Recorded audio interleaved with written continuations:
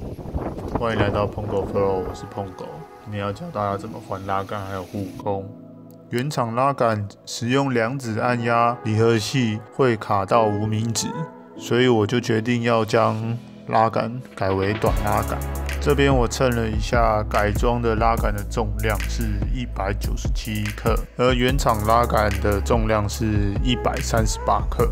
再来就是今天要改装的 Acerby 的 X Factory 的护弓，重量是1111公克。首先，我们先从刹车拉杆开始改装，将拉杆的防尘套拔开，接着使用10mm 的外6角的扳手，用对锁的方式将拉杆螺丝打开。将改装拉杆装上车之后，我发现拉杆在推活塞的部分会压到橡皮，所以我决定要将它磨掉。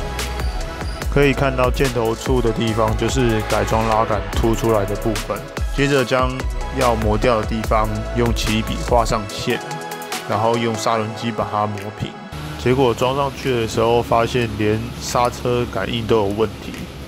于是我就将箭头处的地方磨掉，好让刹车拉杆在按压刹车时能够正常作动。那刹车拉杆就这样完成啦。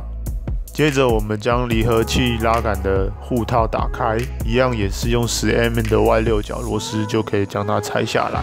这边箭头处是离合器线固定的地方，那要记得圆圈处的10mm 止滑螺丝不要搞丢咯。接下来我将刹车拉杆拆下来做比较，可以看到改装的拉杆比原厂的拉杆明显的较短，这样子对2只指头按压非常的轻松。那离合器拉杆也就改装完成啦。接下来我们要改装的是 Acerby 的 X Factory 护弓。安装护弓前，先将握把的边缘开孔，可以使用美工刀将其割开。割开后可以看到里面有一个加重棒，它有 M6 的锁点。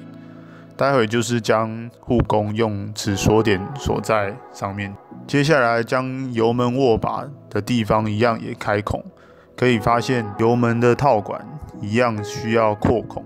于是我就将油门座打开，油门座是由2个十字螺丝固定，打开之后即可看到油门座，并将油门套管取下来，好方便我们帮油门套管扩孔。那我是使用小蜜蜂来将油门套管扩孔。